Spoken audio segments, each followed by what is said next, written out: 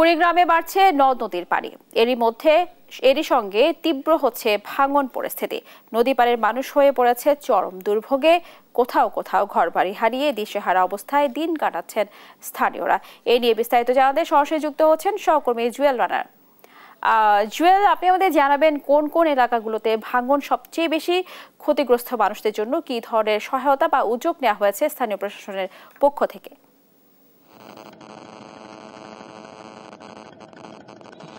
স্নেহা, আপনাকে জানিয়ে রাখি, কুড়িগ্রামের নদ নদীর পানি কিন্তু কিছুটা কমেছে।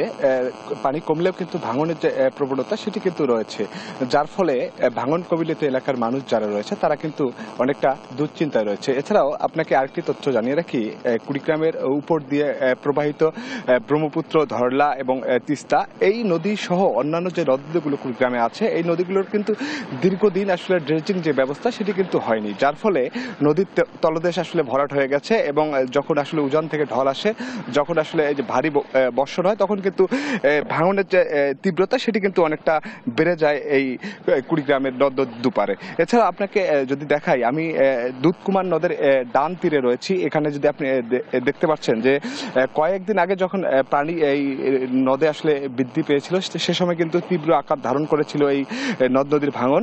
তবে পানি গত দুদিন থেকে কিছুটা কমেছে। তারপরেও কিন্তু প্রায় 24 থেকে 25টি পয়েন্টে কিন্তু আসলে ভাঙন রয়েছে। আমি এ বিষয়ে আসলে পানি উন্নয়ন বোর্ডের সঙ্গে কথা বলেছি। তারা বলছেন যে তারা যেখানে ভাঙন চলছে, তারা কিন্তু 14টি পয়েন্টে কিন্তু এমার্জেন্সি যে কাজ, বালু ভর্তি জিও ব্যাগ, সেগুলো আসলে ফেলে কিন্তু ভাঙন রোধের চেষ্টা করছে। তারা বলছেন যে অন্যান্য যে ভাঙন কবলিত এলাকাগুলো রয়েছে সেখানে কিন্তু বরাদ্দ না থাকবার কারণে কিন্তু তারা সেখানে ভাঙন রোধের ব্যবস্থা নিতে পারছে না। এছাড়াও আমি নদী পাড়ের যারা মানুষ রয়েছে, আমি তাদের সঙ্গে কথা বলেছি।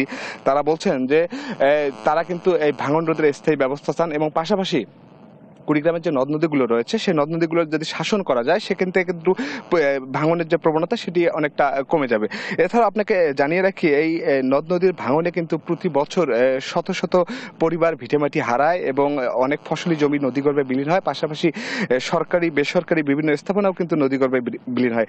এবারও কিন্তু তেমনটি হয়েছে। আপনাকে জানিয়ে রাখি, গত 2 মাসে প্রায় কিন্তু 2 থেকে 250 পরিবার আসলে ভিটেমাটি হারিয়েছে, যার ফলে কিন্তু অনেকে কিন্তু এই ভিটেমাটি হারিয়ে নিঃস্ব হয়েছে। আমরা দেখেছি যে অনেকে যাবার আসলে কোনো স্থান না থাকবার কারণে কিন্তু তারা সরকারি যে বিভিন্ন স্থান রয়েছে, জায়গাগুলো রয়েছে, সেখানে কিন্তু কোনো রকমে ছায়লা করে আশ্রয় নিয়ে তারা অনেকটা মানবতর দিন পার করছে। এছাড়াও আপনাকে আরেকটি তথ্য জানিয়ে রাখি, এই ভাঙনের কারণে কিন্তু শুধু এই ভিটেমাটি ছাড়াও কিন্তু বিভিন্ন যে সরকারি স্থাপনা রয়েছে এবং ফসলি জমি, এগুলো কিন্তু সবগুলো আসলে প্রতি বছর নদীতে বিলীন হয়। নদী পাড়ের মানুষের একটাই দাবি, তারা বলছেন যে ভাঙন রোধের স্থায়ী ব্যবস্থা নেবে সরকার, যার কারণে তারা বলছেন যে স্থায়ী যদি ভাঙন রোধের ব্যবস্থা নেয়, সেক্ষেত্রে কিন্তু তারা বলছেন হয়তো তারা ভালোভাবে বাকি যে দিনগুলো রয়েছে, বছরগুলো রয়েছে, তারা কাটাতে পারবে। এছাড়া আপনাকে আরেকটি তথ্য জানিয়ে রাখি, পানি উন্নয়ন বোর্ড আমাকে জানিয়েছে তাদের 3টি প্রকল্প ধরলা এবং তিস্তা, দুধকুমার নদে আসলে বাস্তবায়িত হচ্ছে।